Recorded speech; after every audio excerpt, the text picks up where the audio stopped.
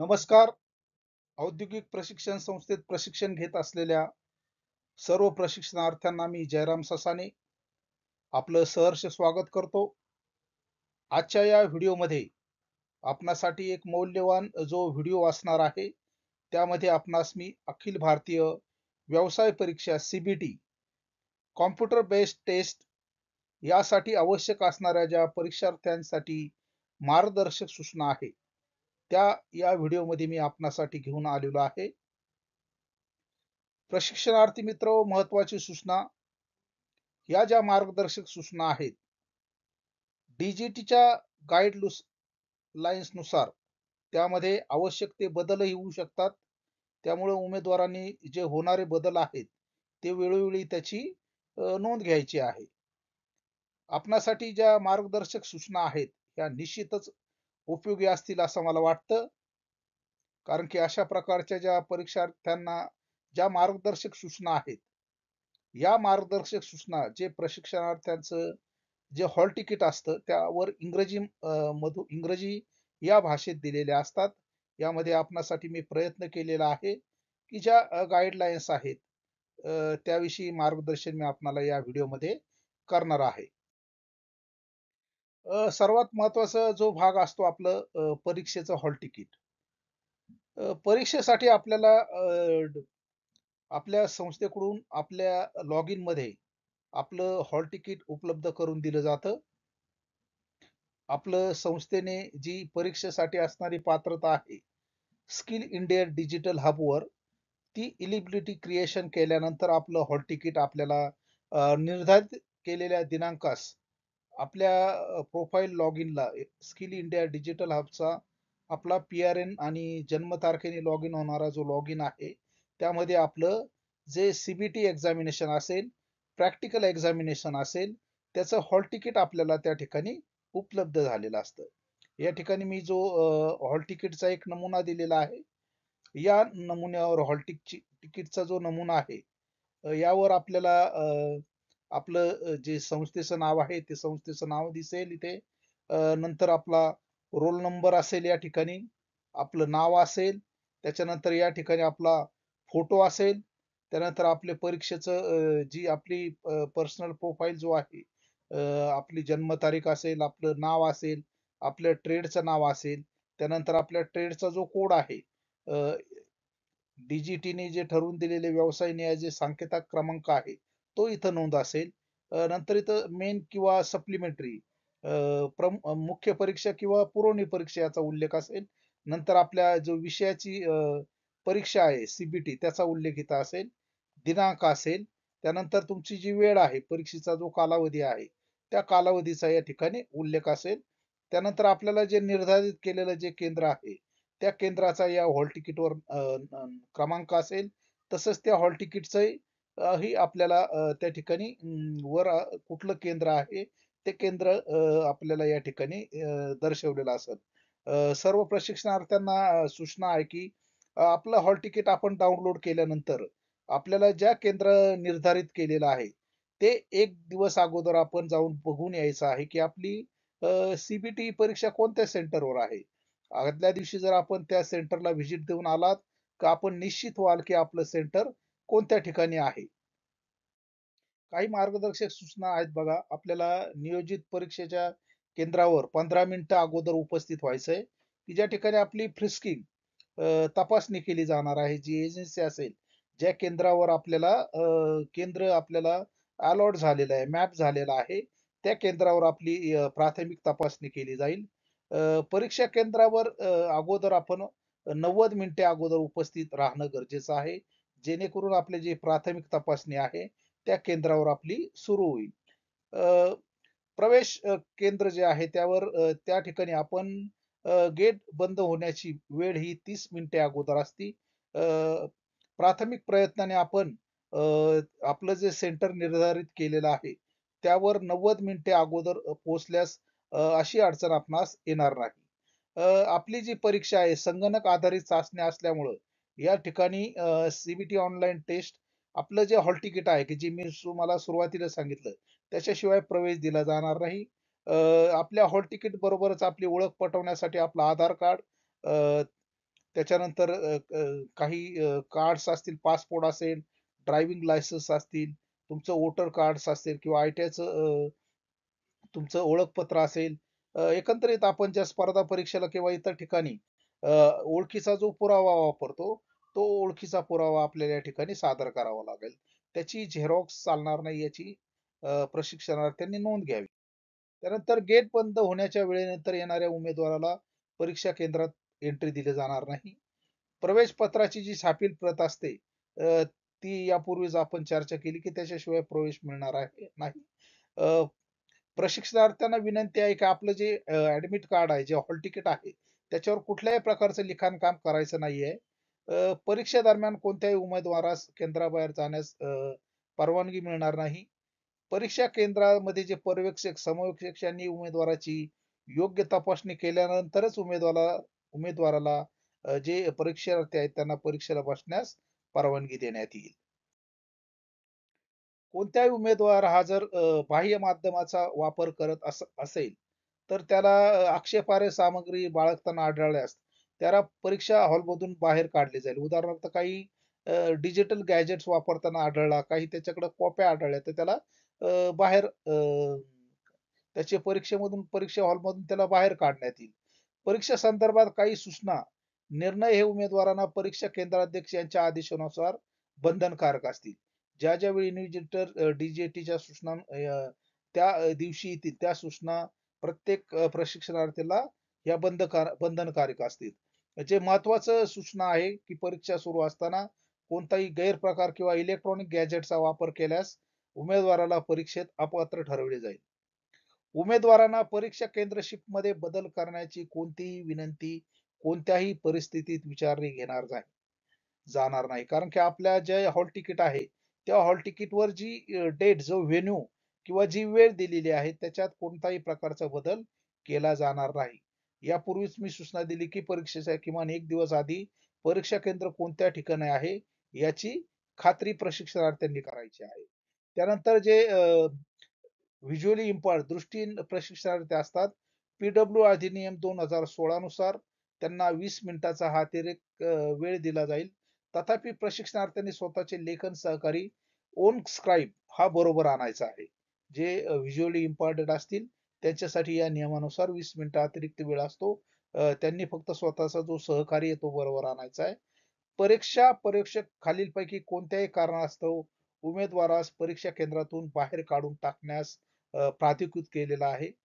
अस्वस्थता निर्माण करणे, दुसऱ्या कोणाच्या वतीने परीक्षा घेण्याचा प्रयत्न करणे, थोडक्यात आपण डमी उमेदवार म्हणून बसणे, तोताईगिरी करणे, परीक्षेदरम्यान इतर उमेदवारांशी बोलणे, हार्डवेअर किंवा सॉफ्टवेअर एकतर संगणक प्रणालीशी छेडछाड करण्याचा प्रयत्न करणे. आपण बऱ्याच वेळा ते ठिकाणचे जे माऊस असतात किंवा कीबोर्ड असतो, त्याला छेडछाड करण्याचा प्रयत्न करतो. हे कोणत्याही प्रकारचं असं गैरकृत्य त्या ठिकाणी करण्यास आपल्याला प्रतिबंध आहे. प्रश्न आणि पर्याय फक्त इंग्रजी आणि प्रादेशिक म्हणजे आपले जे प्रश्न असतील एकदम हिंदी भाषेमध्ये, मराठी भाषेमध्ये किंवा ज्या राज्यामध्ये जी प्रादेशिक भाषा आहे, त्या प्रादेशिक भाषेत इंग्रजी बरोबरच प्रश्न असतील. निगेटिव्ह मार्किंग यामध्ये नसेल. उमेदवारांनी परीक्षा स्थळावर खाली वस्तू सोबत नेण्याची परवानगी असेल. त्यांचं ॲडमिट कार्ड, हॉल तिकीट, त्यांचं आयडेंटिटी कार्ड, ओळखपत्र, सर्जिकल मास्क असेल तर, नंतर पारदर्शक पाण्याची बाटली, सॅनिटायझर आणि पारदर्शक बॉलपेन इत्यादी साहित्य अ, जे प्रशिक्षणार्थी परीक्षेला बसणार आहेत त्यांना हे जवळ बाळगता येईल. त्यानंतर येऊया आपण जो महत्त्वाचा भाग आहे. की आपल्याला जो एंट्री केल्यानंतर आपण ज्या संगणकावर आपल्याला अधिकृत एंट्री मिळालेली आहे. आपल्या जो कॉम्प्युटर ते जे इन्व्हिजिलेटर आहे, समविक्षक आहे त्यांनी नेमून दिलेला आहे. त्याच्यावर आपल्या बसल्यानंतर या प्रकारचा इंटरफेस तुम्हाला दिसेल. या इंटरफेसवर आपल्याला या ठिकाणी आपला ईमेल आयडी आणि जो पासवर्ड आहे, की जो पासवर्ड आपल्याला आपले जे इन्व्हिजिलेटर आहेत, ते आपल्याला आपला पासवर्ड करतील. तर नंतर आपण लॉग इन व्हायचंय. लॉग इन झाल्यानंतर आपल्याला या ठिकाणी आपला प्रोफाईल दिसेल, आपला फोटो दिसेल. नंतर या ठिकाणी एक क्यूआर कोड दिसेल, की ज्या क्यूआर कोडद्वारे जे समविक्षक किंवा पर्यवेक्षक आहेत, ही आपली अटेंडन्स ऑनलाईन हा क्यूआर कोड करून आपली जी ऑनलाईन अटेंडन्स आहे त्या परीक्षेची ती नोंदवतील. या ठिकाणी प्रोफाइलमध्ये आपली जी प्राथमिक माहिती आहे ही आपल्याला दिसेल. त्यानंतर एक्झामिनर पास कोड. त्या दिवशी आपल्याला जे परीक्षक असतील, जे इन्व्हिजिलेटर असतील ते आपल्याला एक पास कोड देतील. त्या पास कोडने आपण लॉग इन व्हायचंय.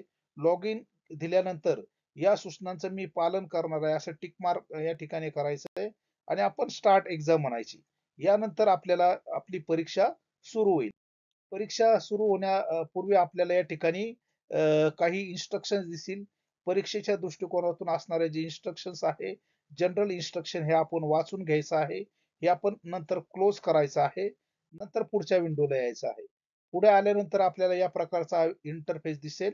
अ, या इंटरफेस हा एक डेमो म्हणून आपण निमी ऑनलाईन पोर्टलहून घेतलेला आहे. याची प्रशिक्षणार्थींनी नोंद घ्यावी. या ठिकाणी आपल्याला आपला परीक्षेचा जो वेळ आहे, तो वेळ या ठिकाणी दर्शवतोय. या ठिकाणी इन्स्ट्रक्शन असतील. काही ज्या महत्त्वाच्या सूचना आहेत, ॲन्सर्ड जे प्रश्न आहेत, ज्याची उत्तर आपण दिलेली आहेत, त्याचं ग्रीन झालेलं असेल. बुकमार्क्स आपण हे प्रश्न अ, अ, त्या ठिकाणी आपल्याला त्याच्यावर फ्लॅग लावलेला आहे असं होईल आणि जे रेड कलर आहे, ते आपण बुकमार्क केलेलं आहे, परंतु त्याचं उत्तर दिलेलं नाही. या पद्धतीने त्या ठिकाणी तुमचा डिस्प्ले असेल. या ठिकाणी तुम्हाला दिसतंय बघा इथं ट्रेड थिअरीचे तुमचे 38 प्रश्न असतील. या वर्कशॉप कॅल्क्युलेशनमध्ये तुमचे 6 प्रश्न असतील. इंजिनिअरिंग ड्रॉइंग या सेक्शनमध्ये तुमचे 6 प्रश्न असतील आणि एम्प्लॉयबिलिटी स्किलमध्ये तुमचे 6 प्रश्न असतील. हा इंटरफेस सुरुवातीला आपण लॉग इन झाल्यानंतर आपल्याला दिसणार आहे. या ठिकाणी परत एकदा रिपीट करतोय. Questions not viewed, questions attempted, question flag, question answered and mark and review. रिव्ह्यूला जो प्रश्न टाकला असेल त्या ठिकाणी तुम्हाला हा ब्लू झालेला दिसेल. त्यानंतर येऊया आपण आता प्रश्न आपण आपली जी मार्किंग आहे, प्रश्न इथं ट्रेड थिअरीचे प्रश्न आपण या ठिकाणी सोडवायला घेतलेले आहे. ते पहिल्या प्रश्नाचं उत्तर दिल्यानंतर आपला जो प्रश्न क्रमांक आहे बघा, हा प्रश्न क्रमांक या ठिकाणी ग्रीन कलर झालेला आहे. म्हणजेच आपण हा प्रश्न काय केलेला आहे, या प्रश्नाचं उत्तर आपण दिलेलं आहे. ज्यावेळेस प्रश्नाचं उत्तर आपण देऊ, आपोआप आपण ट्रेड थिअरी मधला हा भाग आहे. क्वेश्चन नंबर 2 ला आपण येणार आहोत. या क्रमाने आपण प्रश्नाची उत्तरं देणार आहोत. असे जे प्रश्नाची उत्तरं तुम्ही द्याल, ते या ठिकाणी ग्रीन झालेले असतील. ग्रीन झालेले प्रश्नच म्हणजे तुम्ही त्या प्रश्नाचं उत्तर मार्क केलेलं आहे, उत्तर दिलेलं आहे. आता या ठिकाणी आपल्याला वाटलं, की आपण प्रश्न क्रमांक 29 वर जायचंय. तर आपल्याला हे जे प्रश्न आहेत 1 ते 38 कुठल्याही प्रश्नावर आपल्याला जंप घेता येईल.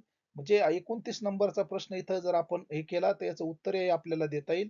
ते आपल्याला रिव्ह्यू आणि त्याला फ्लॅगही लावता येईल. तर नंतर बघा या ठिकाणी आपण जे सोडवलेले प्रश्न आहेत ट्रेड थिअरी मधले, या ठिकाणी तुम्हाला ग्रीन दिसताय. त्यानंतर यापूर्वी सांगितलं मी तुम्हाला, की इथं आपण आता येतोय वर्कशॉप कॅल्क्युलेशन अँड सायन्सचा जो भाग आहे, त्या भागामध्ये आपण इथं आलेलो आहे.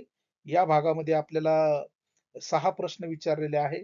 या प्रश्नाचं उत्तर आपण इथं दिलेलं आहे. तो ग्रीन झालेला असेल. या क्रमाने आपण वर्कशॉप कॅल्क्युलेशन अँड सायन्सचे जे 6 प्रश्न आपण उत्तरं दिलेले आहेत, या ठिकाणी सगळा जो पॅलेट आहे हा तुमचा ग्रीन झालेला असेल. त्यानंतर आपल्याला इंजिनिअरिंग ड्रॉइंग या भागामध्ये आपण आलेलो आहोत.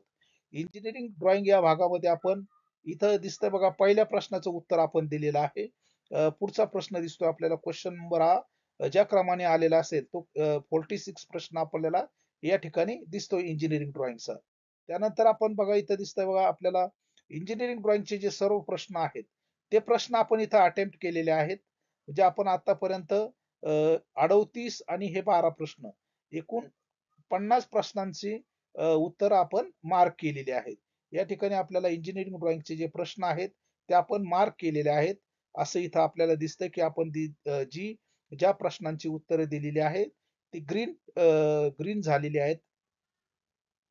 पुढे येऊया बघा आपण त्यानंतर आपल्याला जो तिसरा पार्ट येतोय, चौथा पार्ट जो येत आहे, एम्प्लॉयबिलिटी स्किल.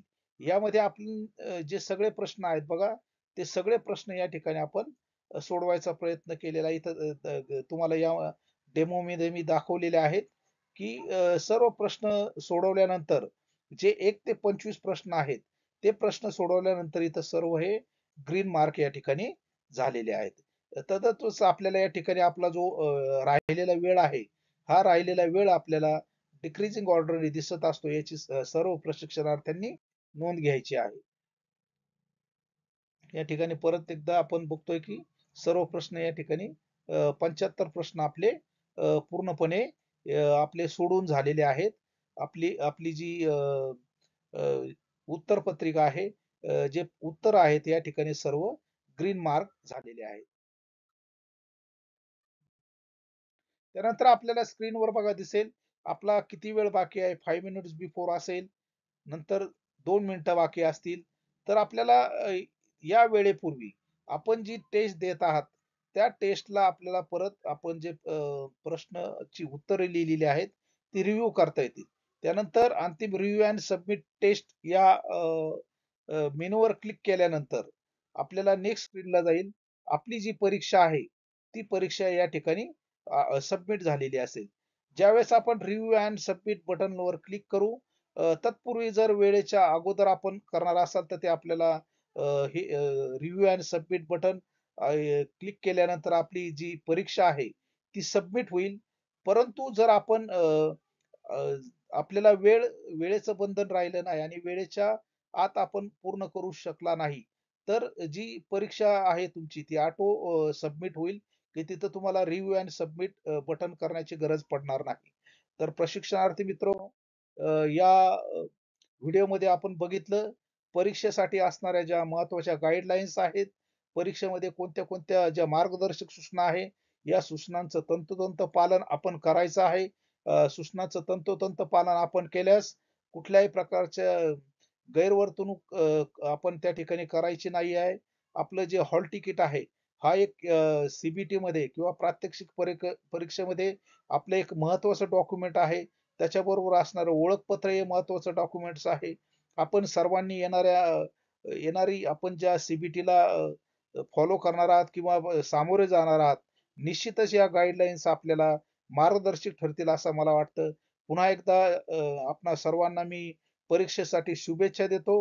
अ, हा व्हिडिओ येणारी जी अ, मार्च 2025 मधील किंवा येणाऱ्या ज्या सी-बी-टी असतील, त्या सी-बी-टी साठी प्रशिक्षणार्थ्यांना निश्चितच मार्गदर्शक ठरतील असं मला वाटतं. पुन्हा एकदा मी आपणा सर्वांचे धन्यवाद करतो. पुन्हा एकदा आपल्याला विनंती करतो, की आपण माझ्या आय-टी-आय मॅथ्स एंड ड्रॉइंग आणि व्होकेशनल ट्रेनिंग कंटेंट या YouTube व्हिडिओ चॅनलला सबस्क्राईब करा. बेल आयकॉनला बेल आयकॉन दाबा, की जेणेकरून माझ्या वेगवेगळ्या प्रकारचे व्हिडिओचे नोटिफिकेशन आपल्याला येत राहतील. जे कार्यशाळा गणित व इतर अनुषंगिक वेगवेगळ्या प्रकारचे व्होकेशनल ट्रेनिंग कंटेंट बाबतचे जे व्हिडिओ असतील, त्याला लाईक करा. धन्यवाद.